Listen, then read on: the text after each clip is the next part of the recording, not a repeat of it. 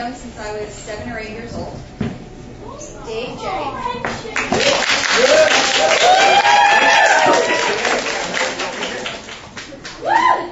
Dave is a variety of things, I guess you could say.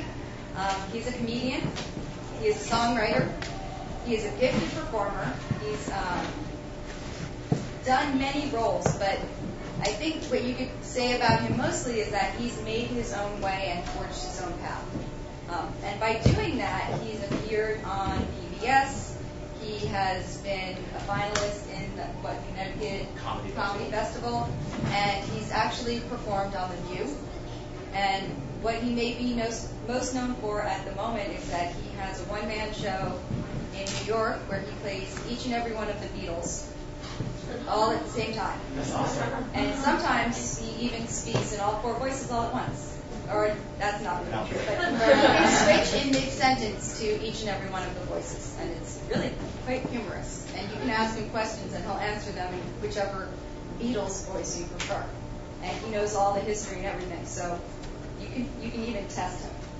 What he's going to be doing for you today is not only snippets of his show and airing some new material for you to actually give feedback on, but he's going to explain how you guys, as performers who are multi-talented and do multi-genre, can think outside the box, can write your own material that incorporates music, that incorporates comedy, how you can become one-man show performers, and perhaps instead of simply auditioning and waiting for your perfect role, can make your perfect role happen.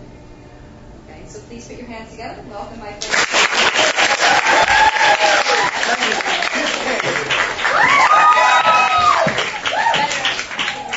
Hello, everybody. How you doing? Good. Good to be here. I know we have a limited amount of time, so I'll try to get to some of the important, what I think is important information first, and then I'll also do some of the show, or show you some clips from a reel that I have on my website. As you can probably see from this, I do a lot of different things.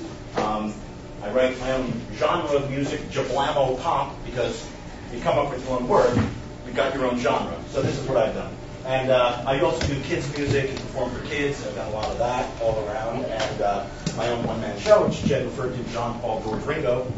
And that's really what I'd like to start telling you about. Because when I went to college and graduated and left college, I felt so unprepared. I didn't even know how to sign up for a temp agency. I was that ignorant of and panicked as to what to do. And I knew that I loved writing songs and I loved doing characters and stuff like that. But I needed a job, and the temp thing only lasted a very short while because they said, well, can you type? And I really couldn't, so that was about it. So I happened my way into the medical field just to have some kind of income, and ended up working my way up through the medical field, incidentally, all the way from entry-level medical billing through practice management, all while trying to figure out what is it I can do with these things that I love to do, writing songs. Because I've been writing songs since I was about 9 years old, believing myself and wishing myself to be the fifth monkey. I love the Monkees as a kid.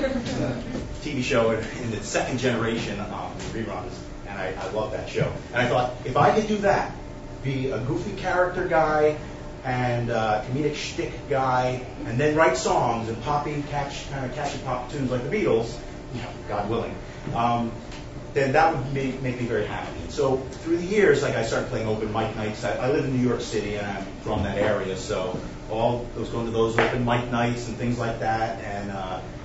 And then fast forward, really, many, many years into this decade, and I'd been going on auditions at this point. I had headshots, and I was trying to do that, and I was having limited success. I got a little, SAG thing here where I was in some IBM kind of industrial film and industrial commercial, and a few little things like that here and there, and some plays. I did a lot of plays, but I read an article that really impressed upon me that you could continue to do that, but what you might consider is what are your creative strengths and how can you showcase them for industry people or for people in general. And so I started thinking, well, I love to do characters, as I said, and write songs and all that. And I had an idea, because I did impressions a lot, and I did them in high school as well and all that. I've been doing them a long time, even since I was a little kid, actually. I knew I did a John Lennon that I thought was pretty good, and I thought of a show idea where I'd be John Lennon if he survived the shooting. What if he just barely survived his shooting? I should say I'm a huge Beatles fan since I'm a kid, and so I knew a lot about them. I was very inspired by them. It's always important, I think, to pick a topic if you're going to do a one-man show or one-person show, to pick something that you're passionate about, that you're interested in, something that excites you, because after all, you're going to be doing something on that subject. So I had this idea. I was going to be John Lennon if he just barely survived the shooting, and I was going to incorporate my songwriting by creating new Lennon songs that he wrote throughout the 80s and 90s. If you don't know, he was assassinated or murdered in 1980. So I thought, like, in the 80s and 90s, and what if, like, what did he think of, Michael Dukakis, who was a Democratic candidate who lost for president in the 80s, incidentally.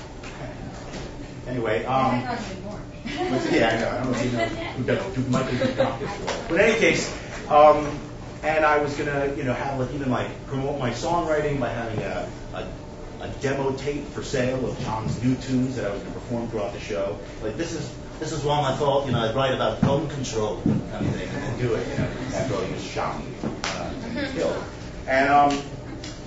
And a friend of mine said, you got to take this class. It's called Risk. It's with this guy, Brad Calcaterra. Probably haven't heard of him. He's an actor and an acting coach in New York, and he taught this class. And I workshopped my idea for my show throughout 1 full year. As a matter of fact, I ended up putting up my first version of this show because it's gone through many different versions.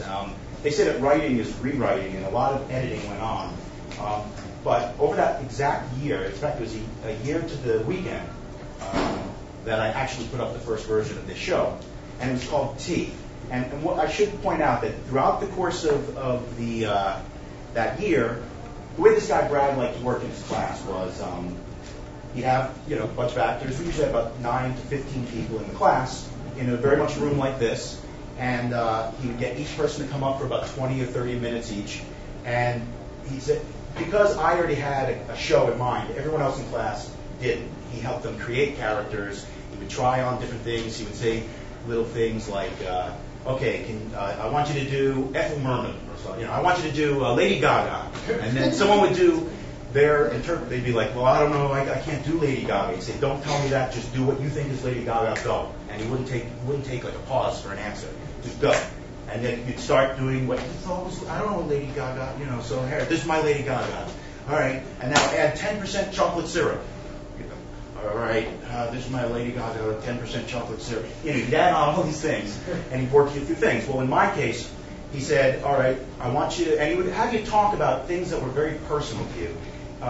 One of my big obstacles is I've always been this hyper kind of excited guy, and I always felt the need, I think a lot of insecurity, I felt the need to kind of go big and really, really do shtick, really do that a lot. And he taught me a very, very, very important lesson for me, and maybe for a lot of actors.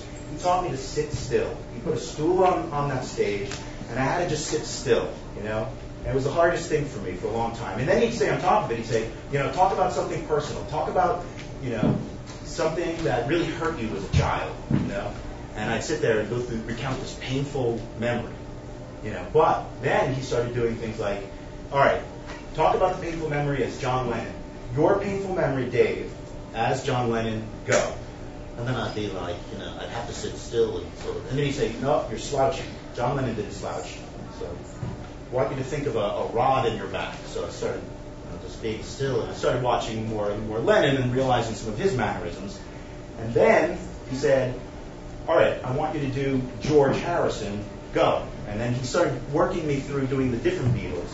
And then he started having me switch in mid-sentence between these Beatles to work this muscle of noticing the difference and switching instantly. And we worked this over an entire year to a point where, if I was talking to you as John, telling you that Dave J is here to talk to you about his show is great, he comes out and he does all 4 of them, and then he says, George, George would say, it's fun to do a bit of a drag, really.